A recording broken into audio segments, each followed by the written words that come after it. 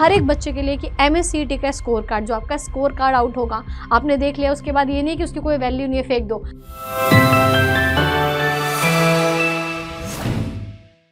High to all student, MSCT exam का result out होने वाला है, लेकिन उससे पहले कहीं ना कहीं रिज़ल्ट आउट होते ही आपको पता है कि रजिस्ट्रेशन स्टार्ट हो जाएगा काउंसलिंग प्रोसेस के लिए। तो अब रजिस्ट्रेशन के टाइम पे कौन कौन से ऐसे डॉक्यूमेंट है जो आप सभी के पास होना चाहिए, क्योंकि वो प्रोसेस जब स्टार्ट हो जाता है ना, तो आप हड़बड़ी में अगर आपके पास वो डॉक्यूमेंट्स नहीं होंगे तो आपका कितना भी अच्छा नंबर आया हुआ हो, आप टॉपर ही क्यों ना हो, आप फॉर्म फिल नहीं कर पाओगे। तो आप सभी को मेक श्योर करना है कि जो डॉक्यूमेंट्स अभी मैं बताने वाली हूँ, ये सारे डॉक्यूमेंट्स आपके पास हों जब आप फॉर्म फिल करने वाले हो। अभी से आप अटेस्ट करके अपने पास रख लीजिए। तो देखते हैं क्या क्या होना चाहिए। अब यहाँ पे बोला है candidate and the parents are requested to scan the following documents, keep ready for uploading while filling the form. यानी कि आपको सब कुछ स्कैन करके डॉक्यूमेंट्स रख लेना अपने लैपटॉप में, डेस्कटॉप से ही फॉर्म फिल करना है, वो आपको बेटर यूज़र इंटरफेस मिलता है।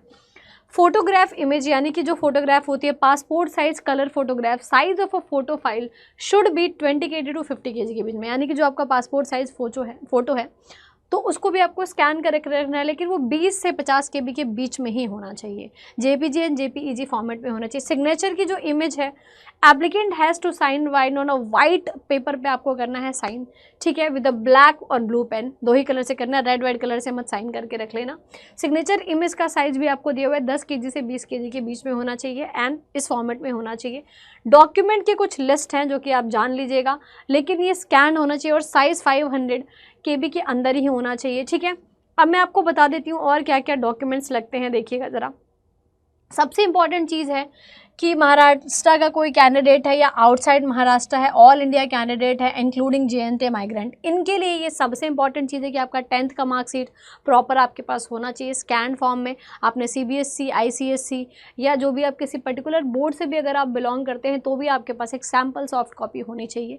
एंड दूसरा है 12th का HSC, ठीक है, इसका भी मार्कशीट होना चाहिए। कोई अगर आपने इक्विवेलेंट डिप्लोमा कर रखा है which is equivalent to the 12th board, तो वो भी आपको रखना है। डिग्री मार्कशीट की अगर हम बात करेंगे तो आपने जिस भी पर्टिकुलर कोर्स में BA BSc जो भी कर रखा है उसमें आपका डिग्री मार्कशीट आपके पास होनी चाहिए। अगर आपका सेमेस्टर वाइज है तो 6 सेमेस्टर का, ईयर वाइज है तो 3 ईयर का आपका होना चाहिए, ठीक है, प्रॉपर, ठीक है। एंड इसके बाद अगर हम बात करेंगे तो और क्या डॉक्यूमेंट्स लगते हैं, तो एक चीज़ होती है कि देखो यार, अगर आप अब आपको डोमिसाइल प्रूफ करना पड़ेगा कि आप महाराष्ट्र के हो या अदर स्टेट के हो, उसके लिए आपको कुछ चीज़ें इंपॉर्टेंट है। सबसे इंपॉर्टेंट तो हर एक बच्चे के लिए कि MSCT का स्कोर कार्ड, जो आपका स्कोर कार्ड आउट होगा, आपने देख लिया, उसके बाद ये नहीं कि उसकी कोई वैल्यू नहीं है, फेंक दो। सारा का सारा खेल आगे का स्कोर कार्ड आउट होने के बाद, रिजल्ट आउट होने के बाद जो खेल है वो सब उसी पर है। वो टॉपर भी होगी तो चिल्ला चिल्ला के बोलोगे फिर भी कोई मानेगा नहीं, क्योंकि आपके पास स्कोर कार्ड नहीं है। तो स्कोर कार्ड अपना अच्छे से रखना है आपको। डोमिसाइल सर्टिफिकेट आपको लगानी, अगर आप महाराष्ट्र के हैं। अगर डोमिसाइल सर्टिफिकेट आपके पास नहीं है तो बर्थ सर्टिफिकेट नहीं है तो आप देख सकते हैं स्कूल लिविंग सर्टिफिकेट होना चाहिए।